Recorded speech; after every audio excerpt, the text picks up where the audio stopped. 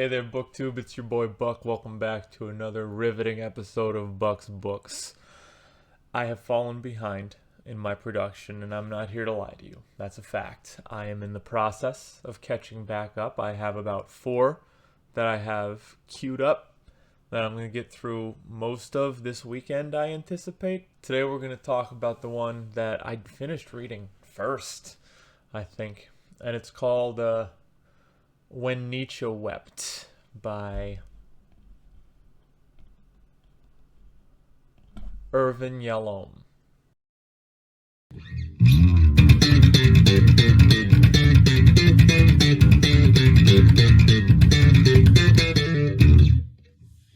What you gotta understand about Nietzsche is he was something of a weeper. Anyway, he was always pouting. You need a little background, and I don't know how much you know about Nietzsche. He is virtually unreadable. I plotted most of the way through Thus Spoke Zarathustra, and it's sort of like panning for gold. You're just like, there's some really good stuff in there. There's some really good stuff in Nietzsche's books, but you just have to dig through so much dense, I hesitate to call it drivel because he's one of the greatest minds of the 20th century or whatever, 19th century. Which century was it? Yep, 19th century. 19th into 20th century. But it's hard to read. And it's not that the material is difficult to comprehend. It's just that he makes it as inaccessible as possible because he was, even at the time, an academic. And we would call it a superiority complex in this day and age because he was confident that he was the smartest man who ever lived. And you can see that when you look at what his philosophy sort of embodies.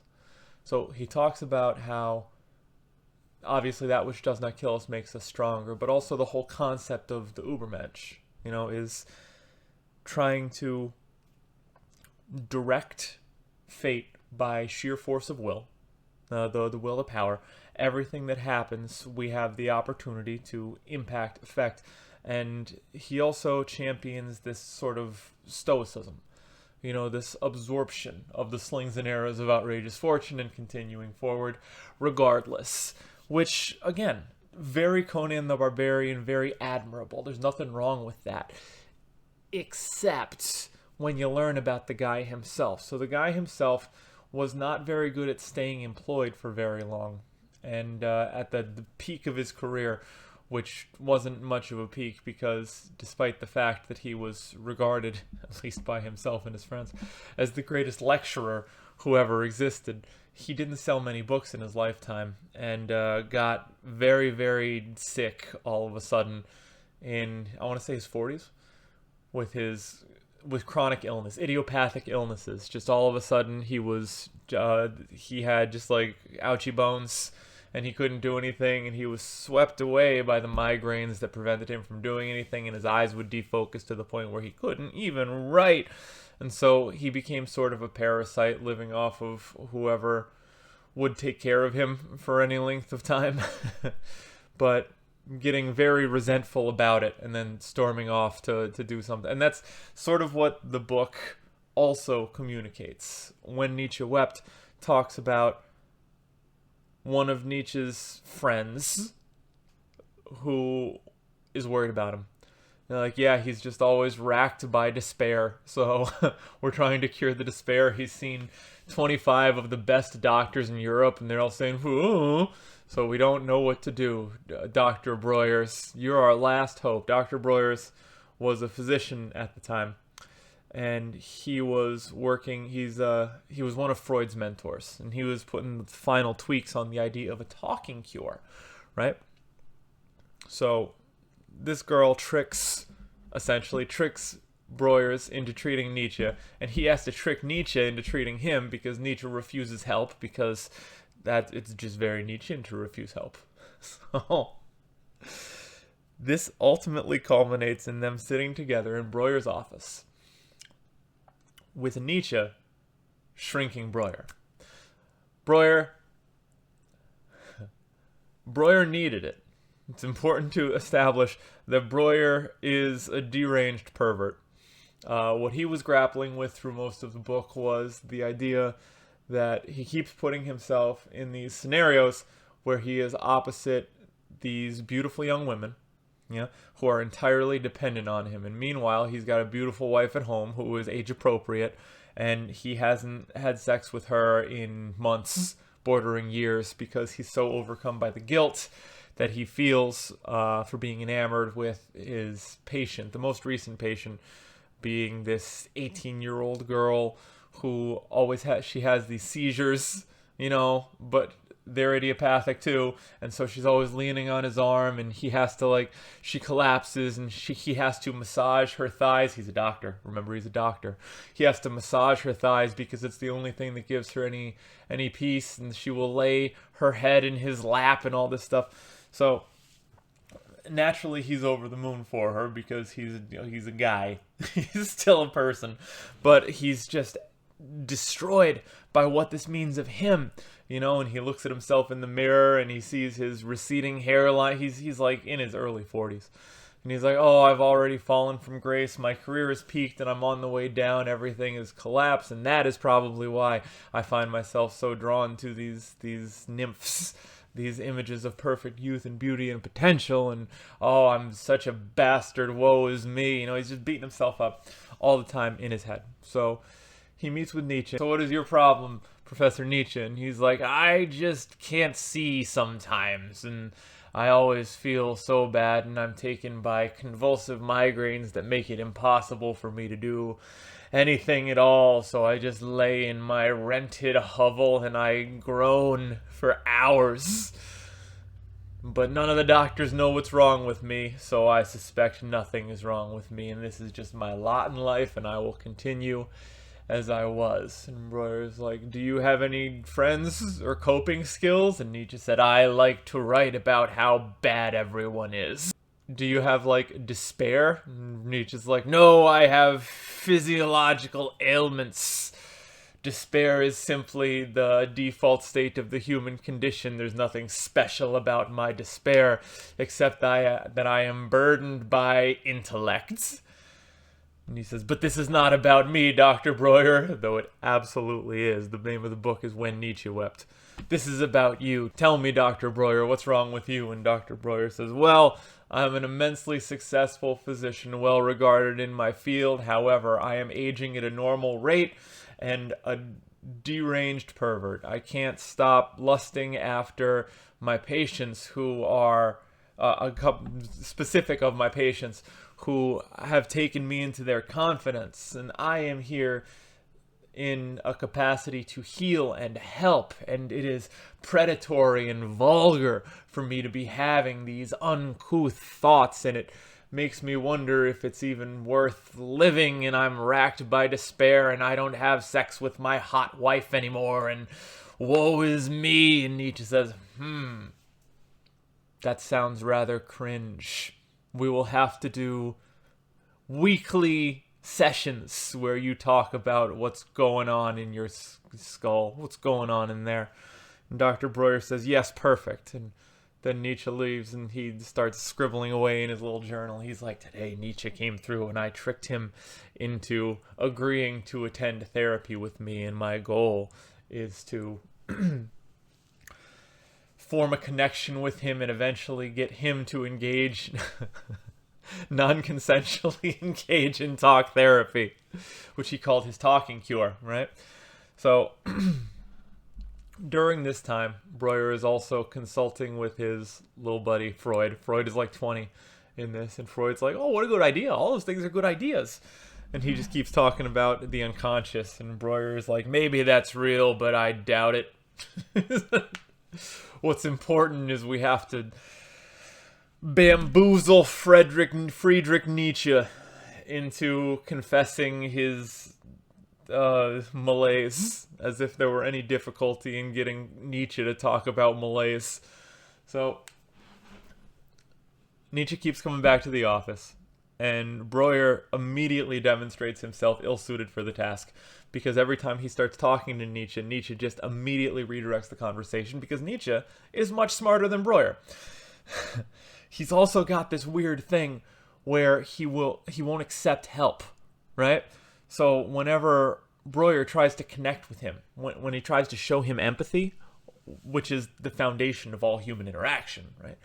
Whenever he tries to make a point for Nietzsche that this is something that we both feel we can both agree on, Nietzsche immediately clams up. He just shuts down, he throws up the wall, he withdraws, changes the subject, harumphs. There was some harumphing. Immediately flips it around and starts talking about Breuer again. So Breuer is grappling with this idea that it's like textbook codependency, honestly. He's just trying to prove himself by being better and better and better and better. And he winds up with these absolutely useless people hanging around him. And there's patients, so they're supposed to be useless. That's the way the power dynamic's supposed to work. But then he becomes enamored of them because what they're doing is not only very intimate, but like the girl is saying things like, "Oh, you're the only man who has ever cared about me, doctor, and you'll always be the only man ever in my life." And once again, she's 18 and blonde and just like hanging on him and giggling. So he's just some old weird guy. He's not even old. He's just some weird guy. So he's just completely overrun by this. He doesn't know what to do with any of this. He doesn't know how to process it. He's just beating himself up constantly. He's contemplating suicide, just ideation, no plan, because he can't go on living like this. It's a disservice to everyone he comes in contact with. He's a fraud, blah, blah, blah. And Nietzsche, eventually, he's like, why do you let them hustle you like that? And he's like, no, what do you mean hustle me?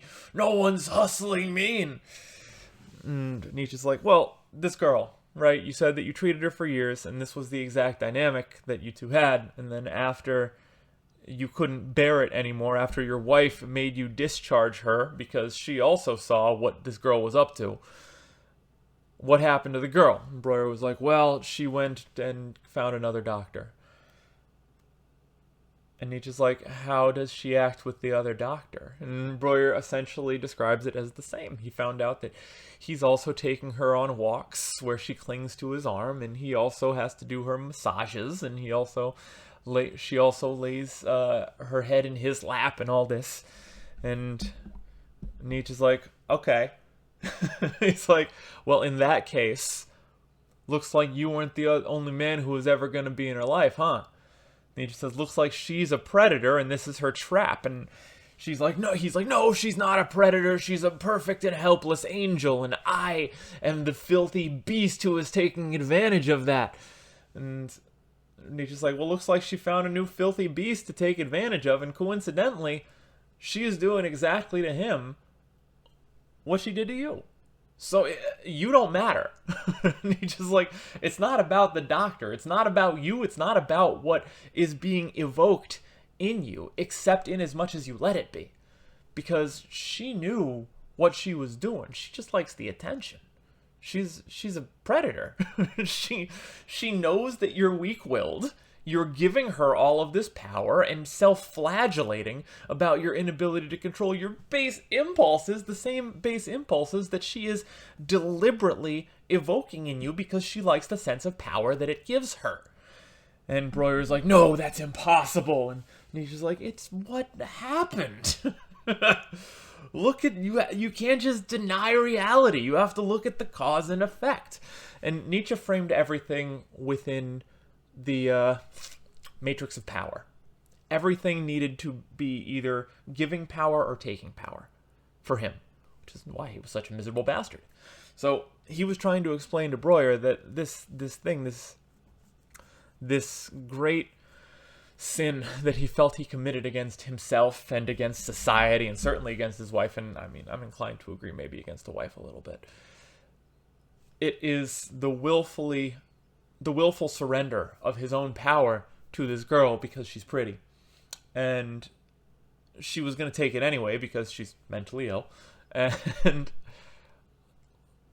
liked the opportunity to exploit the affections, the attentions of this immensely successful man 3 times her age. Well, twice her age. And, like, that doesn't make her evil or anything, because evil isn't really present in Nietzsche anyway. It would be a moot point. It's just master and slave morality. You know, it's not good and evil, it's good and bad. And good is strong and capable, and bad is not. And that's where it gets ironic, you know, with regard to the broader scope and Nietzsche as an individual. Because he wasn't strong. He was bad. He was always coming apart at the seams. He was always whining. He was always sick. He was always dependent. He was parasitic toward the end of his life. And yet this is the same guy writing these books about how one must have a spark of madness to give birth to the dancing star, and that which does not kill us, blah, blah, blah. So all the way down, you know, the line that hit me so hard that I had to pause the audiobook and just sit there and stare into the middle distance for a couple of minutes was when they were going back and forth about Breuer's obsession with this girl. Because that was his main problem. You know, after that, they talked a little bit more about aging and dying and becoming weaker, you know, because that was Breuer's other big concern. He looked in the mirror and he saw his receding hairline, and rather just manning up and deal with it, he was like, oh, this means I will never have youth again. And he's just belly aching about what it means about him and the gradual frog march to the grave, you know. And they're going back and forth about this girl and how Breuer is surrendering his power to her because he likes the satisfaction of not having responsibility for his own martyrdom, you know? And again, very codependent. This is this self-martyring thing. It always puts you in a position where, well, everyone else made the decision, so there's nothing I could have done except bear the burden, you know? And Nietzsche doesn't buy it. I don't buy it either. Nietzsche doesn't buy it. Nietzsche says, so why would you allow yourself to be subjected to it in the first place? You can recognize what's going on and yet you kept letting her come back and do it over and over again. And even if you don't believe that she's doing anything, you're still doing your half of it. So why are you just abdicating? Why are you like, whoa, there's nothing I can do, when you know that there is plenty you can do? You are the doctor. You are the professional. Hey, Beefy. Hey, Beefy. You are the doctor. You are the professional. You are the one who gets to decide, and you can recognize that this is destroying your life anyway. You know, it's wrecking your relationship with your wife. It's you obsess over her. It's all you think about all the time. You're telling me that you're fantasizing about her hours out of the day. So why? Why let yourself do it? Why not do something about it? And he said, well, I took an oath, and she's my patient, and I was helping her, and it's my duty. Nietzsche says, duty is merely a euphemism for using others for your own enlargement. Duty is merely a euphemism for using others for your own enlargement. And I paused it, and I was like, what? Because, like, yeah. When you think about it, it's true. That's literally what it is. We do our duty so we can feel good about having done our duty, which demonstrates what a noble, brave, strong, stalwart soul we are, which is just another form of self-aggrandizement. It's borrowed power because it comes at the price of whatever we're sacrificing.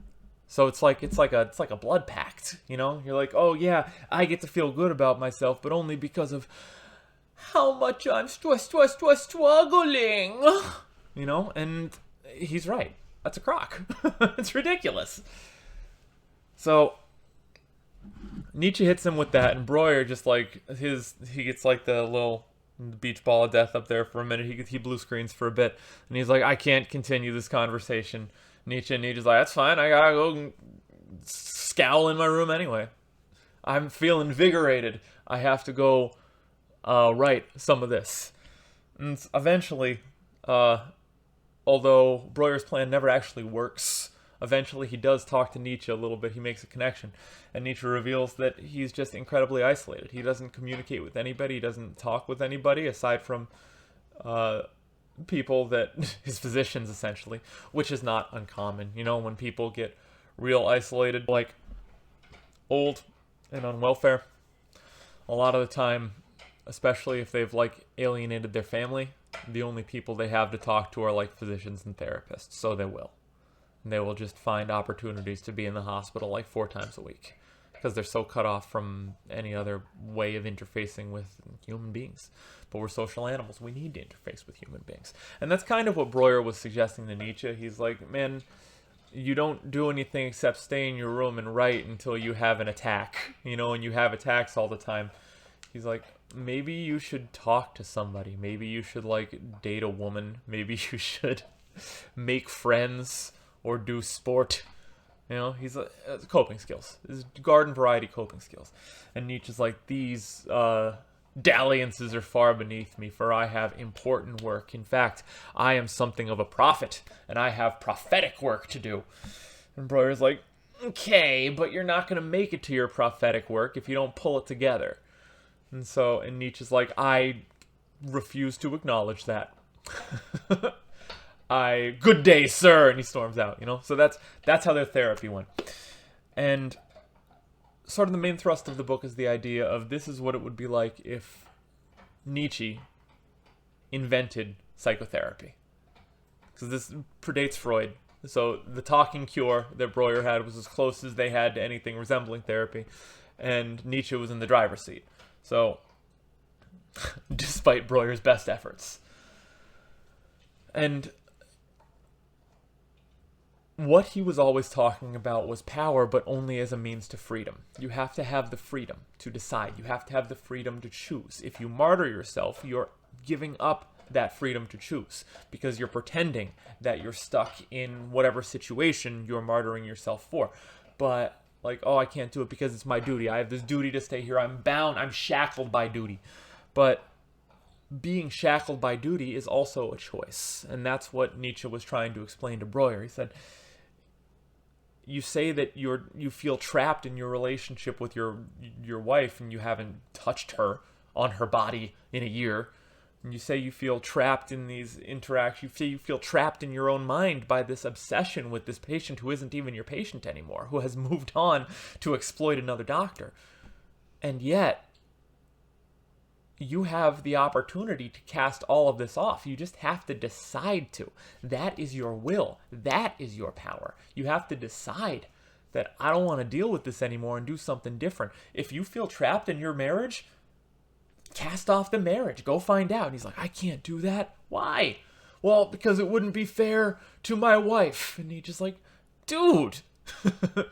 Nietzsche's like, do you think what you're doing now is fair to your wife? And Breuer's like, well, I have a responsibility. And he's like, your responsibility is to live a life. No one benefits by you not living a life. You know, you're not helping any of these people, even if you convince yourself that you are. You know, and if you wind up killing yourself because you've trapped yourself in this ridiculous little prison that you built, you're definitely not doing anyone any good. So if you're going to dress it up like the greater good, at least do what will serve the greater good. And Breuer's like, ooh, hate this guy. He leaves his wife. He goes home and he says, I have to leave you and go and live in America now. And he goes, and his wife is devastated, and then he goes to check up on the patient that he was obsessed with, and she's doing the same thing with the doctor, and he sees the doctor like rubbing her thighs, you know, the way that he used to, and in that moment it clicks into place for him. He's like, oh my God, Nietzsche was right.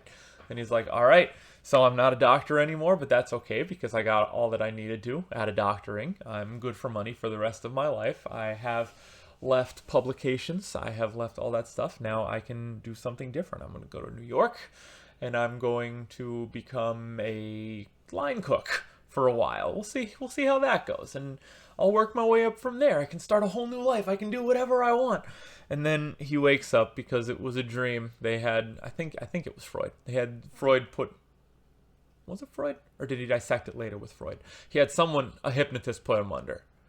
And just sort of simulate. It was Freud. Freud put him under and simulate what it would be like if he made all these big changes. And he figured out what would happen if he cast off these chains that he built himself. You know, what would happen if he could live this other life, this new life that he fantasized about. But then in the dream, in the hypnotic state, when he was heading to America, he was just crushed with regret because he missed his wife so much. Grass is always greener, Breuer. So he goes home that night after the dream state, and he's just like grabbing up on his wife, and she's like, what are you doing? He's like, I love you so much. And he just pulled his life together.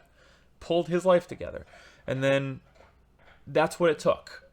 So to that end, Nietzsche was right. He had to cast it off.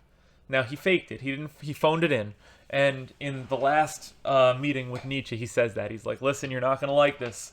He says, because I know you advocate for going all in 100% on these things, and I didn't do that. I faked it by doing the hypnotic state, but it felt super real. And it fixed everything. Now I know that I love my wife, and I don't want to be without her. And now I know that 18-year-old girl was definitely exploiting me, and I'm not obsessed with her anymore. It's not running through my head day in and day out. I can think of other things. I can think of things that matter. That was one of the things Nietzsche said. He's like, if you weren't obsessing about this all the time, what would you be thinking about? And he's like, I don't know, something important? And Nietzsche's like, well, maybe think about what that important thing would be. What is this keeping you from doing? What work is this protecting you from? So so it worked. It all worked. And then he talks to Nietzsche, and Nietzsche starts to cry. And that's when Nietzsche wept. And Nietzsche cried because of, he formed an actual interpersonal connection that he then had to leave, because that's just his MO. He had to go. No, I have to go on a talking tour. And Breuer was like, listen, man, I have a spare room. We're going on holiday for 6 months. Everything will be taken care of. We can hang out and play chess and talk every night. You can get all of your writing done. Everything will be perfect. Why don't you just come do this? And Nietzsche's like, no, I will not be a burden. I must get by under my own power. And Breuer's like, it wouldn't be a burden. He's like, I have so much money. This is nothing. Just come hang out. And Nietzsche's like, I will never hang out, for I am too strong. And then he starts to cry about that. And then he starts to cry about this one time he saw a man whipping a horse. And that's what it was. And the man was whipping the horse too much. And Nietzsche just became overwhelmed with it. And he rushed between the man and the horse and blocked the horse with his own body. Like in, I believe that happened in Aladdin as well. To protect the horse from being whipped. And just sobbing the whole time it's going on. And Breuer's like, why? And Nietzsche's like, And like, it seemed like a power thing, because, it's all a power thing with Nietzsche. But the horse is just this noble, powerful, simple animal, easily capable of killing, of just stomping into dust the man who's beaten the hell out of him. But the horse doesn't remember that. The horse has fallen into this pattern of domestication where the horse forgot what it is and the power differential that exists between the man and the horse by becoming tame. So as a result, the horse, expecting this to be its lot in life, just accepts that sometimes I get beaten so bad. And Nietzsche couldn't hack that, because I'm sure it reminded him of Breuer's, and I'm certain it reminded him of himself, because he himself felt like this prisoner to his episodes. And it talks about one of the episodes in the middle, or early on in the book, before he even goes 100% on whether or not he's going to be a patient with Breuer, or whether or not he's going to take on Breuer as his patient. And Breuer finds him in the midst of this fake seizure, and he's convulsing and in such excruciating pain and sweating and throwing up, and he's saying, help me, and then just like, let me die. So Nietzsche wants out that bad. And Breuer nursed him back to health, and Nietzsche's like, I don't remember any of that. What did I say? And Breuer was like, you said, help me. And Nietzsche's like, I would never say that. I would never ask for any help ever. And then also to let you die. And in that moment, Nietzsche's like, I think in that moment that seemed like the most help you could possibly be giving me. And Breuer's like, that's why we need to get you in non-therapy. No, that's why you need to be my therapist, though. Please. And Nietzsche's like, of course, I will help you. as I have the strength to spare. So that's what the book was, and it was really interesting.